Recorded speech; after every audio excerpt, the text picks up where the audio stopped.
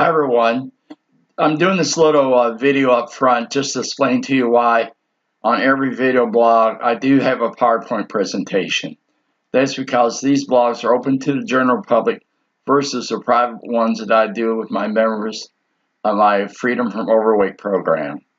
Since they could be viewed by anybody anytime, it's important to have those slides in there so they understand what I am and what I'm not.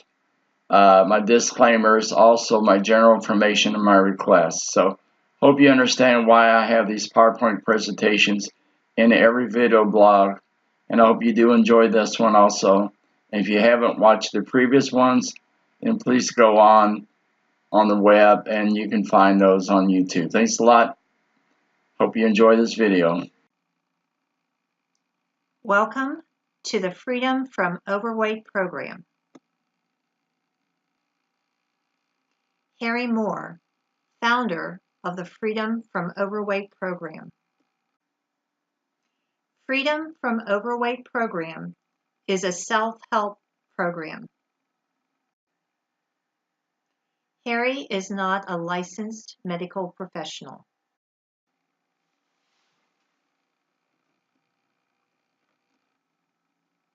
Nor is Harry a licensed dietitian professional. Harry is highly experienced and very good at helping people manage their weight. Harry reserves the right to be wrong. Harry also reserves the right to be right. Hi everyone, welcome to today's video blog. The topic today is tempting versus sabotage. Now I know on a previous video blog I did talk about sabotage and a friend of mine enjoyed it, but she also emailed me and said maybe you want to talk about tempting versus sabotage instead of just sabotage, because there is a difference between being tempted and being sabotaged. So let's look at the difference. I know when I'm not comfortable being uncomfortable, and it doesn't really matter what your choice of drug is. For mine, it's emotional reading, or yours could be drinking, gambling, spending, whatever. But when I'm not comfortable being uncomfortable, that's when I need to be worried about or know the difference between being tempted versus being sabotaged. To me, my emotional reading would be what foods I choose to buy and have in the home during these times when I'm not comfortable being uncomfortable. For example, one of these may be fudge bars. I love chocolate. And there's two different major brands of fudge bars. One's a Weight Watcher fudge bar. The other one is a Skinny Cow fudge bar. Both of those I can easily work into my weight management plan. The Weight Watcher fudge bar is 110 calories, and the Skinny Cow fudge bar is 120 calories. So it's easy to work one or two of those into my plan on a day. And I like both of them. I enjoy both of them. The problem I have is the Skinny Cow tastes a whole lot better to me. So it's easier for me to commit to having the Weight Watcher fudge bar on my plan versus trying to commit to have the Skinny Cow on my plan when I'm going through any kind of emotional crisis. And to be honest about it, the Skinny Cow fudge bar has never seen daylight, no matter what I plan to do. It just, when they're in the house, they'll wake me up in the middle of the night and say, "Eat me, big boy, you know you want me." But with the Weight Watcher fudge bar, they can also be tempting, but I seem to be in control of them even when I'm emotionally overwhelmed at times.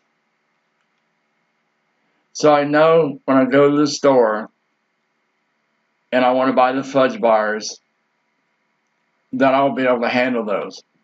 But understand, when I go to the store and I bring home that Skinny Cow fudge bar, tell myself I deserve it, it tastes better, the prices, oh my God, help me, they might even be on sale, some other way to justify bringing those home, that I am sabotaging myself because I have taught myself over the years that I can't have those in my house. Now let me give you another example of somebody sabotaging another person on purpose. For example, I have a friend whose husband admitted that he was intentionally trying to sabotage her from not staying on her weight plan.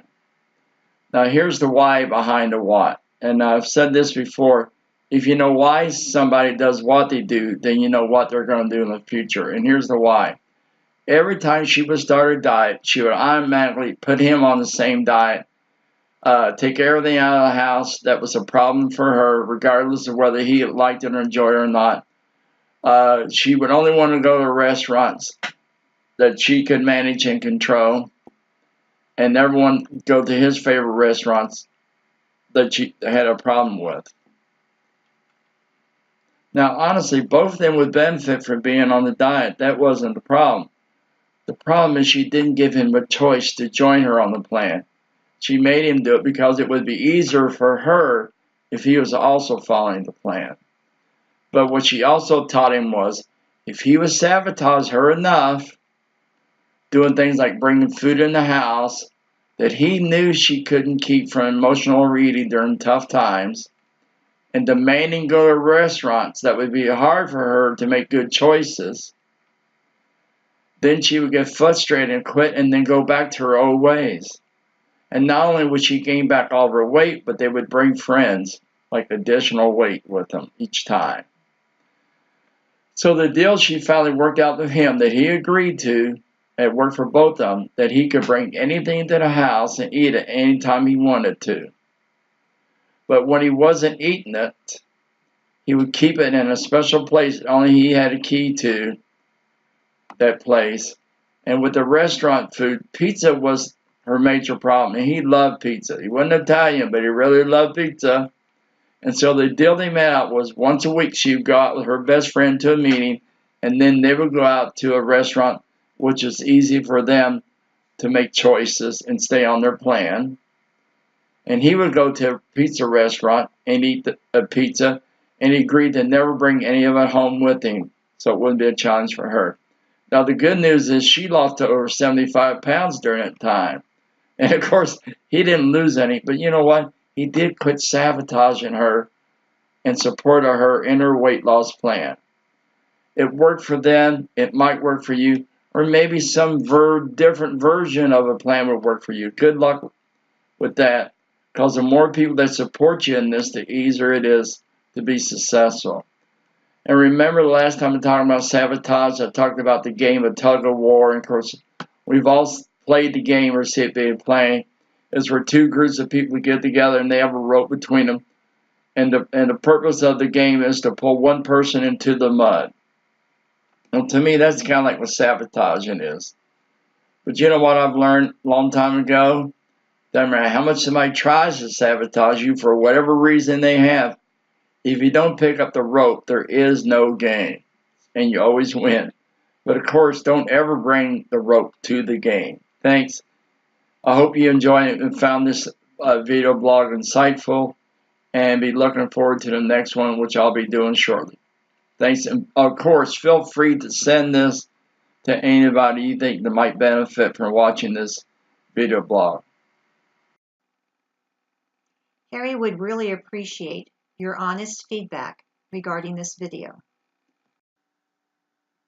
or any other videos you may have watched, plus any suggestions you may have for future videos.